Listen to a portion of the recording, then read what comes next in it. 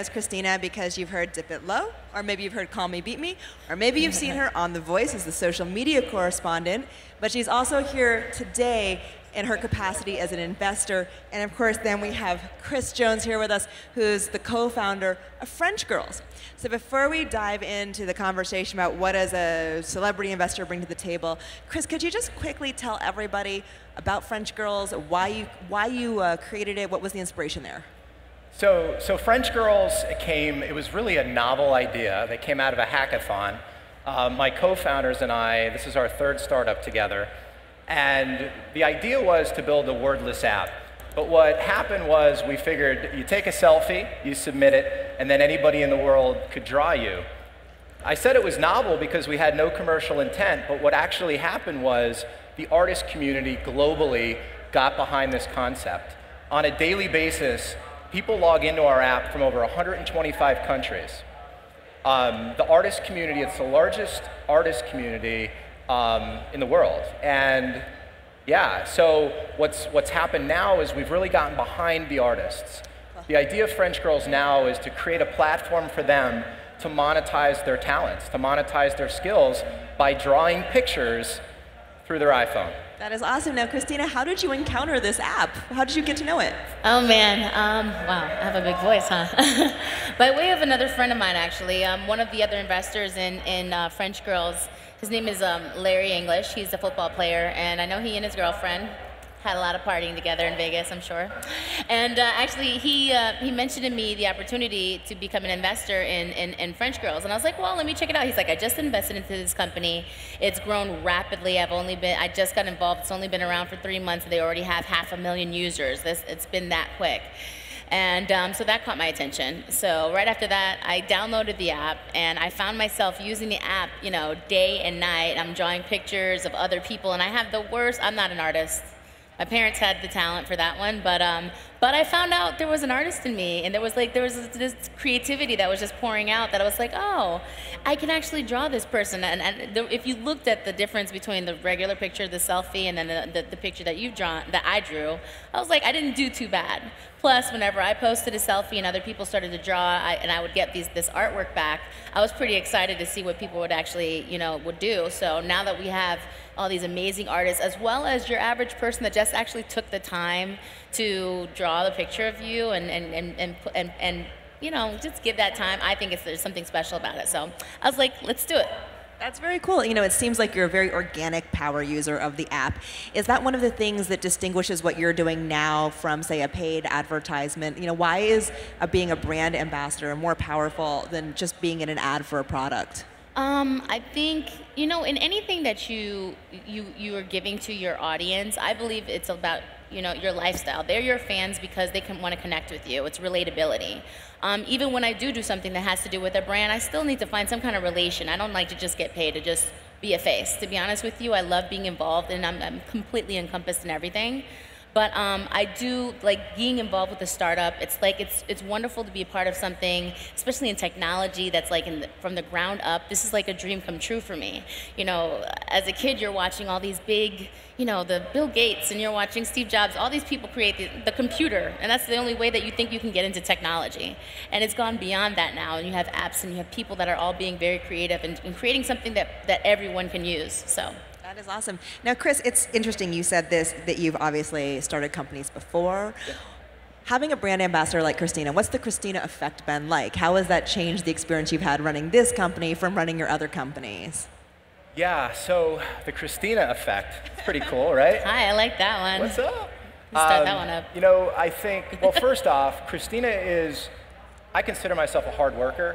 She's one of the hardest workers that I've ever worked with in my life. So she's great to work with, but the Christina Effect is that she's an organic user. So it's the thing that I love most about working with her is how authentic she is as a person, and she's been that way with French Girls. I mean, we were in the prep room, and she's over there like doing French Girls. It's pretty awesome. But to put it into perspective, she has over 3 million followers on Facebook, millions of followers on Instagram and Twitter. And I've had the fortune of meeting some of her fans who absolutely adore her, and this gives her fans another medium to connect with her. So every time she posts a picture to Twitter, to Instagram, or to Facebook, You know, my co-founders are here with me today. There is actually a technical Christina effect, because we're like, oh shit, what just happened? And we'll reverse engineer it, and if it isn't, you know, some post or social media post, right? You're like, she didn't do it, then who else did it? Something happened. But she's honestly, it's you know, for other startup founders that are out there, you know, it's not easy to get a celebrity interested in your brand. But I'll tell you what, if you could find someone, especially someone like Christina, it really does change the game. You know, I think that celebrities also add a lot of sort of curiosity to what it is that you're working on. So it's great that we have a great tech team that could back up that curiosity. We actually have a really good app that works, and you know, and she's amplifying that for us. That's very cool. Now, Christina, has your experience with French Girls made you eager to invest in another company, to invest again? Do you want to become a tech investor? Absolutely. Well, I have also invested into other companies. I just invested into a company called Stop Attack. It's for safety and for anti-bullying, domestic violence, you know, just the daily, everything that's going on right now that in the media. I think, you know, it's important that safety comes first, and we have our mobile device to help us out with that, as well as a couple different apps. One for shopping for girls, The Hunt. What's that one called? As called? well as Mobley. Yeah, I'm totally into all of that. So a lot of them keep coming my way. And I actually created one called the Twerk Out app with a friend of mine. She had this great class. It's not just twerking, but it's a real workout app. I mean, a real workout. And I was like, well, what is twerking? I would love to show you. But you know, she goes now all around the world teaching these classes, and people are curious, and you actually lose weight, and it builds self-esteem. So we started up the Twerk Out app, and we just came out with that about a month ago, and it's doing great. I'm sorry, what was the name of the shopping app again? The Hunt. The Hunt. Yes, okay, fantastic. Fantastic. So you're interested in investing, and you're also part of this bigger trend of a lot of people from the entertainment industry getting involved in tech. They want to invest. Why is this happening? What is the big draw for people who already have, you know, really big, full careers? I think it's important for people in entertainment to just be ahead of the game, because I definitely got to say tech man, it's like jumped a huge hurdle over just the typical traditional entertainment business. Now it's like entertainment business needs tech. So it's been incredible to see what a drastic change, even within a decade, tech has made. So you know, I definitely think it's important to pay attention to whatever's going on in tech, because you guys are way ahead of us. But it's all parallel. It all parallels. At the end of the day, we need each other. Entertainment, I feel, needs the tech world. Tech world needs the entertainment world. At the end of the day, it's all the same thing. We're entertaining people, you know. So, can you think of an example, maybe, of a tech company that's enhanced the entertainment industry in some way, made it better, made it easier, something that you've seen and thought, okay, this is really helping entertainment? Oh man, there's so many things. Well, I'm in music, so for me, you see all these live stream music apps. You see Spotify, you see things like, you know, now Tidal. There's so many different things out. For me, I use the platforms that have been existing for a while, like YouTube. Having fun on Snapchat. You were just Snapchatting backstage, actually. Instagram saves my life. Instagram is definitely a, you know, life changer, as well as Twitter. But all of those things are things that I feel they apply to my daily life, and they're really important for me to pay attention to, you know, all the analytics. I pay attention to the analytics. I pay attention to the fan base. I pay attention to what they like, what they don't like. That information helps me further what I love to do, and that's in music, that's as a mother, there's so many different aspects of my life, and I pay attention to them all, and love, you know, it's great that the internet kind of has all that information for us. Of course, definitely. And backstage, you mentioned there are a couple of female-founded companies you're really interested in and you really love. I was wondering if you could talk about one of those and why you like it so much. There are a couple female-driven ones that I've kind of paid attention to. I mean, there's a young lady named Draper who put me in contact with the people of Polybore. Oh, cool. So Jessie, we become friends. I did her show, The Valley Girl, and she's just a sweetheart. And we connect with each other. People like the girls at Guilt, that app alone, I love to shop, but she put me in contact with them, and we've been doing some business. But I think Polybore is a small group of women, of core women. It's about 12 of them that run that. And we all have similar interests, and it's about just making women happy. Cool. I love it. You know, Chris, all of all the things that you're working on, the impact that Christina's had, I think it is also part of the LA tech scene, which doesn't get as much play as Silicon Valley. I was wondering if you could just sort of briefly explain to us how that scene's evolved and why it's suddenly so important. You know, actually, one of our lead investors is a guy by the name of Mike Jones, who is the former CEO of MySpace, and he founded a fund called Science out in LA, which has given us an opportunity to really think about, I think, this bridge that's being created between entertainment and technology. And it's interesting to hear from you, Christina, like how you think about it from the entertainment business. I could tell you from the tech space, we move fast, right? Entertainment doesn't move so fast. It's kind of like traditional media, no offense, Katie. No, none taken. But so I see sort of this rapid opportunity that's emerging, and I think that it's really sort of the hub of it is happening in LA. So you look at Mike Jones, what he's doing, but Snapchat's headquartered there.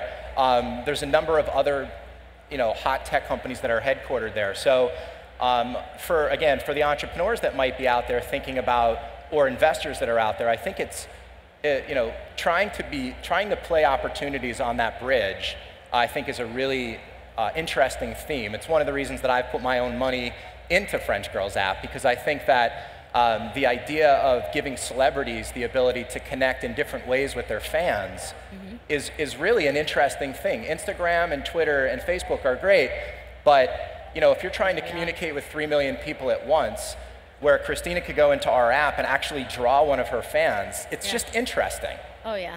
So I bet your drawing skills have gotten really good at this point. I'm getting better. Awesome. And I think to wrap up, Christina, I'm curious if you could just, what are your thoughts? How would you define your role at French Girls? What's the most important thing that you're bringing to the table every day as their high-profile investor and brand ambassador? Well, as the investor and a brand ambassador, it's just about bringing awareness at the end of the day, and bringing awareness with and having fun doing it. It's pretty easy. It's me doing what I love. I'm a creative person. Drawing is part of creativity. It's part of therapy to me. So to me, it's easy. I just get to draw a picture, get my picture drawn, give it to the people, and next thing you know, I think they're just naturally attracted to what the simplicity of exactly what it is. What's your best fan interaction been on French Girls? I mean, I've had some great drawings. I've had some amazing drawings that people have done, and I always go on and comment, and they comment back, and I let them know I like their pictures. So it's great now that we have usernames, and you can actually follow members, things like that. It's great because you can actually interact directly with the people that you want to connect with. So I've had some great, people draw pictures of my daughter and I, and that's really special to me. And my daughter loves seeing the picture. And when I see that, within my daughter, when she smiles and she sees somebody actually drew a picture of her, that's special to me and to her. Oh, I love that. Well, and before we wrap up, Chris, was there anything else you wanted to add? The only thing I would say is, we've really gotten behind a cause with French Girls. It's great that we're sitting up here with a celebrity who loves using our app. But we want to provide a platform for the tens of millions of struggling artists around the world to make supplemental income. I mean, I think it's a big deal, and I know they do, that they might be able to pay down a mortgage payment or lease a car. And some of our top artists, if you go into the app and you see in our ranked feed some of our top artists, these artists are starting to make sort of quit your day job type of income. So our real passion right now is how could we leverage Christina, how could we leverage this technology to be a frictionless platform for artists around the world to make supplemental or quit your day job income. I love it. Christina, anything else? Thank you guys so much. Yeah, this is really cool. Never thought I'd be up here. I'm so glad you could all join us. Again, Christina Milian, thank you. Chris Jones, thank you. It's been an exciting day, and we loved having you. Thank you. Enjoy French Girls.